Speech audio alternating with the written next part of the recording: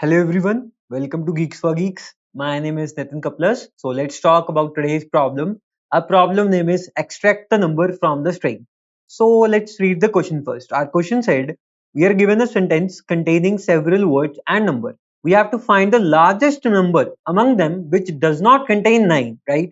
If no such number exists, we just have to return -1 in that case, right?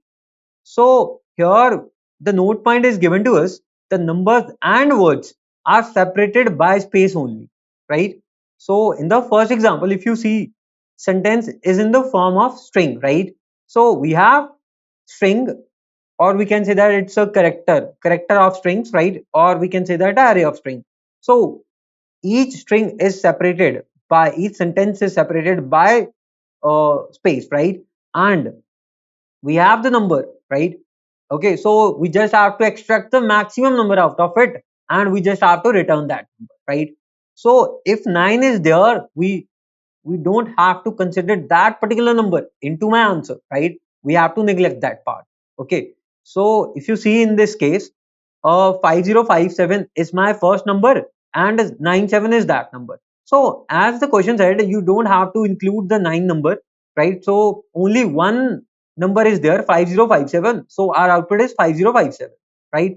In the second input, if you see, we have only one number, right, which is 9007. That's why our output is -1, because that one number, that particular number contains 9 itself, right? So we just have to return -1 in that case. Okay, so that's the idea, right? Now let's understand how we can solve this question. Okay, so this is my string, right? So here this string is the array of string, right? We can say that it's an array of character. Okay, so what I'm doing is, right now I'm pointing to this. Okay, so this is a flow of it, right? It's in the adjacent characters. So in this case, if you see, all are characters, right? I don't want characters, right? So when I move forward, this is space, right? Space simply tells us that now your previous number or your previous string is separated by space. Okay, now I am here. Okay, it's also a string part. Again here, again here. Now if I see this part, 5057, yeah, it's a number, right? It's a number. Okay, so it's contain 9. It does not contain 9. So it means that that is my possible answer. That's why I'm storing into it. Now when I move forward, this is also string, right? Here we also have string. This 97 is my string. In this case, can I consider it into my answer? No, because this contain 9, right? So that's why my output in this case is 5057, right? Okay, I hope you understand. Now if you see in this string, so this is my string part, this is my string part. But if you clearly see this part, this is 9007. Only one number is there in my string, right? But if you see clearly, this contain 9, right? So previously my answer will be 0. And if you see this part, this is a number. Can I include this into my answer? No, because it contains 9, right? So that's why I'm not including that part. It means your answer is 0, right? But in this case, the question said to us, if no such number exists, just return -1 in that case. So in this case, yeah, our answer is 0. It means it's a by default part. So we just return -1 in that case, right? So that's the simple intuition, right? So what I'm doing here is, let me write the code here so that we can try run parts. So here I'm written the for loop, right? Let's suppose it's ch and I'm pointing to character, right? Now the first part is, what I'm doing is, I'm asking it, hey, is this a digit which is in the range of 0 and 8? Because I don't want 9 into my answer, right? I don't want that. So here I am taking a temp variable which contains 0 right now. Here I have the answer which is 0, right? Okay. So the first point is, let me do the dry run on this case. Okay. So this is the character part. So it's not going to the if condition, right? Now else I am asking, else if, is this space? Is this space? If it's a space, it means that previous string or previous number you have to store in your answer, right? So in that case, yeah, it's not a space part, right? It's not a space. Else we just have to do the traversal of it, right? Now if you see here, this is a space part, right? Because this is a character, right? It doesn't go into if and else if case. Now we have the space part. So we go into the else if case. In this case, what I am doing is, so I just simply update my answer. Answer is max of answer and temp, and make my temp right now 0. But if you see here, nothing is there in your left side. So here your answer will be 0, right? And temp also become 0, right? Now again, when you go into this case, all are correct, right? So no need to go into if as well as in the else if case. So it go forward and we are encountered with this case. Again it's a else case.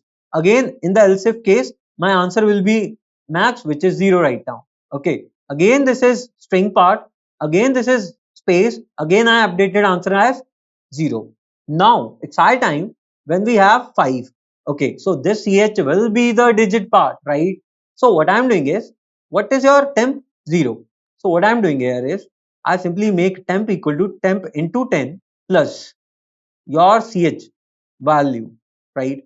Now what is make temp equal to 0 into 10, which is 0, plus ch minus 0 will give me 5, right? Now my temp will be 5, right?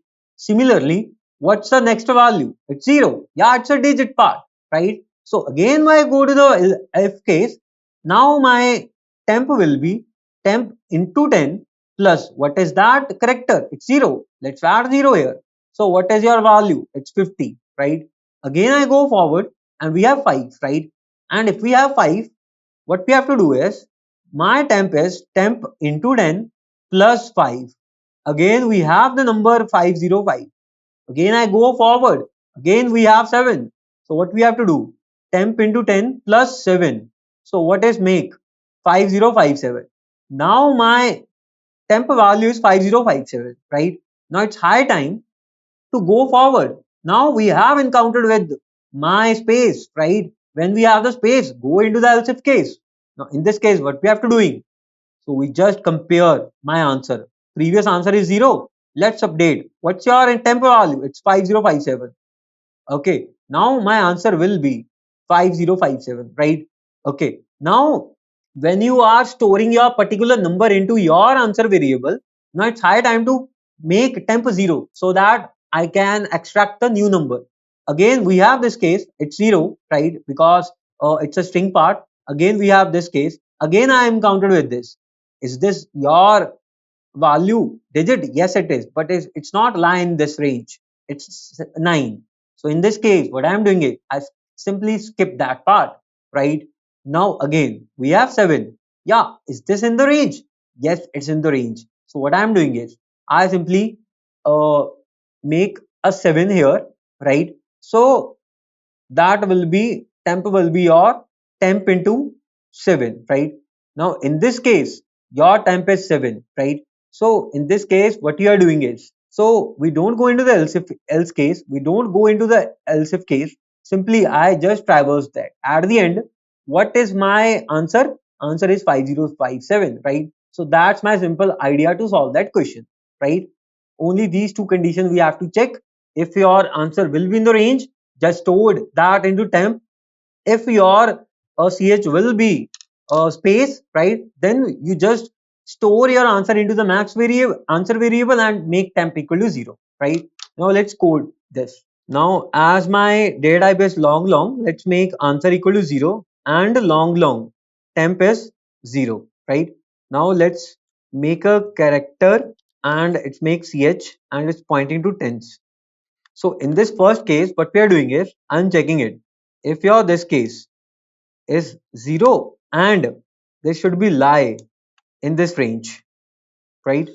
If it's lie in this range, what I'm doing is, my temp will be temp into 10 plus your ch minus 0. That simply convert your character into your digits, right? Else if this is space, so in that case what I am doing is, answer equal to max of answer, right, and your temp, and make your temp as 0 so that I can extract the new value from starting, right? Now at the end of it, I just have to check if your answer is 0. In that case what I'm doing is, I simply return -1 in that case, right? Because your 0 will be the by default value, right? As the question said, if you are not able to find it, just return -1. So that's why I return -1. Else I'm returning answer. Okay, so that's a simple code. Let's check it's working fine or not. Okay, so the compilation is good. Let's submit and check. Okay, so yeah, if you see all the cases are passed, right? Now let's talk about the time complexity. Time complexity is very simple. What I am doing is, in this case, I simply traverse my loop, right? If I just traverse my loop, so my complexity will be bigger of n, right? Where n will be your size of string, right? So that's the time complexity of this solution. Okay. So what's the space you are using here? Nothing we are using, right? So your space will be big of 1, right? So hope you understand the solution and intuition. Thank you so much.